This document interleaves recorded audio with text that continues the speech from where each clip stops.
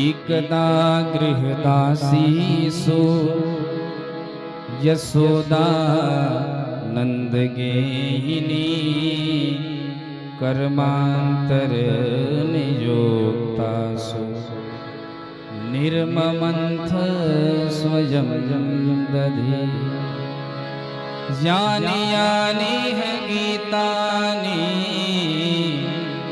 तद्बालचरितानि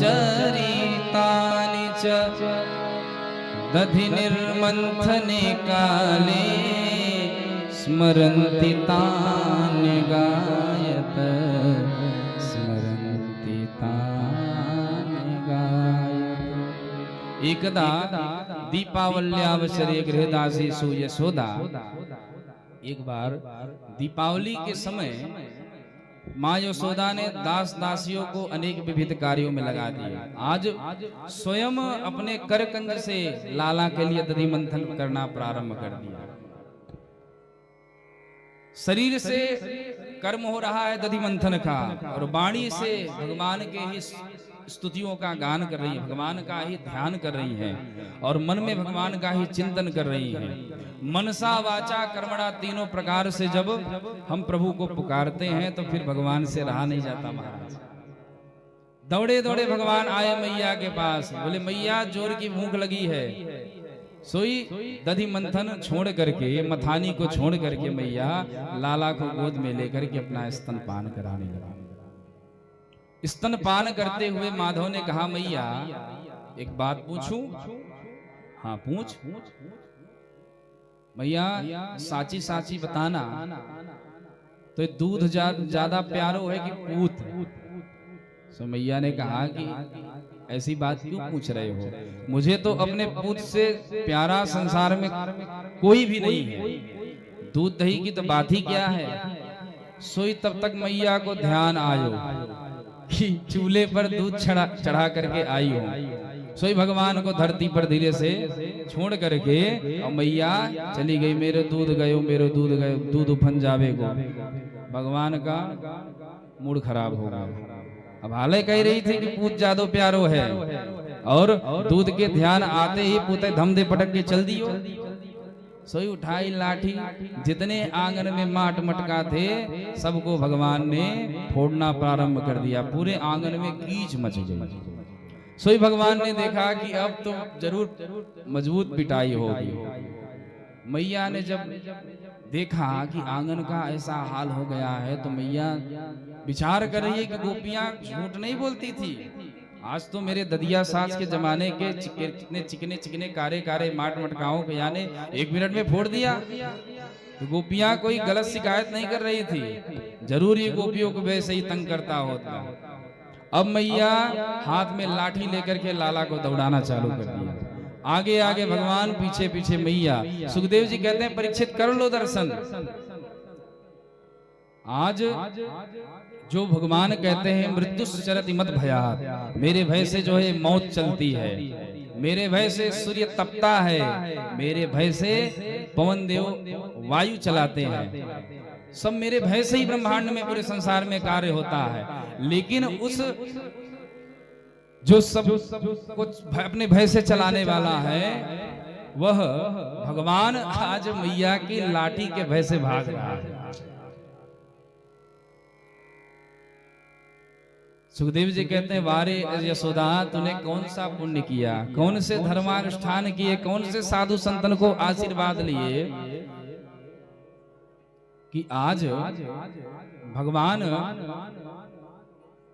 की ऐसी लीलाओं का दर्शन कर रही है, और ऐसे भगवान के साथ यशोदा मैया व्यवहार कर रही है। क्योंकि भगवान तो किसके भूखे हैं, चर्चा हुई थी कई दिन कि भगवान प्रेम के भूखे हैं। नंद और यशोदा कौन है? द्रोण और धरा नाम के वसु हैं, जिन्होंने कठोर तप किया था भगवान को गोद में खिलाने का, और सोई आज भगवान उनकी उस तपस्या का फल प्रदान कर रहे हैं।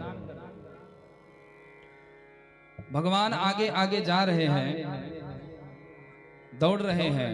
मैया जब थक गई तो मैया ने कहा कि लाला सीधे सीधे आ जाना, बड़ी पिटाई करूंगी। भगवान ने कहा मैया तुम मारेगी इसलिए तो भाग रहा हूं। मैया ने कहा कि लाला अगर तू ठीक से प्रेम से आ जावेगो तो ना ही मारूंगी। भगवान ने कहा लेकिन मैया मारेगी ना तो लाठी क्यों ले रखी है। मैया ने कहा बेटा बुढ़ापे में तो लाठी सबन को लेनी पड़े,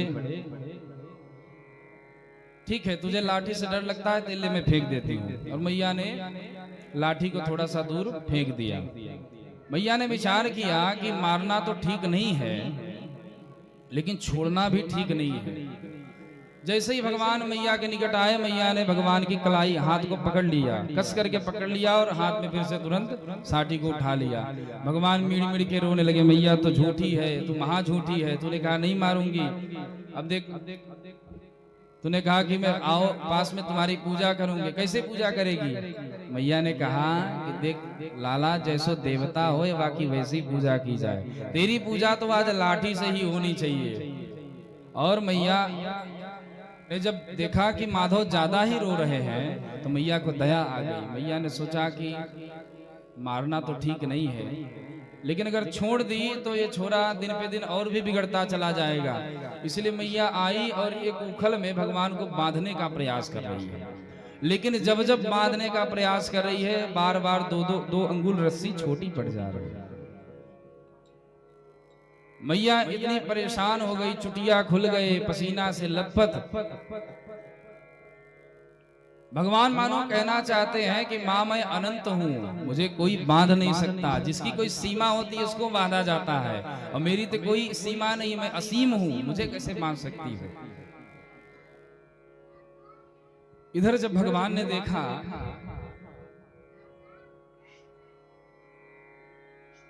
कि माँ बांध नहीं पा रही है लेकिन बांधने का प्रयास निरंतर कर रही है तो भगवान से भी रहा नहीं गया। ये 2 अंगुल की जो रस्सी छोटी पड़ रही है क्या है। सुखदेव जी कहते हैं यही जीव की अहमता है और ममता। जब तक इन दोनों रस्सियों को खोलेगा नहीं तब तक परमात्मा को अपने प्रेम पास में नहीं बांध सकता। जब मैया भगवान के शरणापन्न हुई, लाला मुझसे तो बधे ना आए, अब तू ही कुछ करना जानता हो तो कर। तो भगवान भी बोले मैया ला मैं बांध देता हूँ। भगवान ने उस बंधन को स्वीकार किया। जब पूरी तरह से मैया भगवान के शरणापन्न हुई तब, नहीं तो बांधने का बार बार प्रयास कर रही है, 2 अंगुल रस्सी छोटी पड़ी जा रही है। मैया तो उखल में बांध करके भगवान को चली गई। भगवान उखल को खिसकाते खिसकाते घुटनों के बल आंगन में चलने लगे। 2 यमला अर्जुन के वृक्ष थे, दोनों आपस में से सटे हुए थे। भगवान तो छोटे से निकल गए लेकिन उखल बड़ा था, सोई उखल फंस गया। भगवान ने ऐसी झटका मारी कि दोनों वृक्ष तुरंत उसी आंगन में गिर पड़े। इतनी जोर की आवाज हुई और उस वृक्ष से 2 दिव्य महापुरुष निकले। भगवान के चरणों में प्रणाम किया। परीक्षित जी ने कहा कि ये दोनों कौन थे। बोले ये वित्त मंत्री देवताओं के जो हैं कुबेर जी महाराज उनके बेटा थे। एक बार सरोवर में नग्न होकर के स्नान कर रहे थे, सो नारद जी उधर से आ गए और नारद जी को देख करके और मदिरा पान किए थे और नग्न अवस्था में स्नान नदी में कर रहे थे सरोवर में। तो महाराज जी वित्त मंत्री के बेटा और मदिरा पान किए, दोनों खोपड़ी पे चढ़ गई थी और नारद बाबा के सामने आकर के बोले नारद बाबा दंडवत। दंडवत करने वाले का भाव और उसकी वाणी ही बता देती है कहां से दंडवत कर रहा है। सुन नारद जी को क्रोध आ गया। नारद जी ने बोला कि जाओ मैं श्राप देता हूं, ऐसे ही वृक्ष बन करके रहो। सो महाराज जितना नशा चढ़ा था सही उतर गया। तब नारद जी ने उपाय भी बताया कि भगवान जब कृष्णावतार लेकर के आएंगे तब आप दोनों का उद्धार करेंगे। इनका नाम था नलकुबर और मणिग्रीव, कुबेर जी के बेटा थे। सही आज भगवान ने इनका उद्धार किया। लेकिन वृक्ष के गिरने से इतनी जोर की आवाज हुई कि नंद बाबा दौड़े दौड़े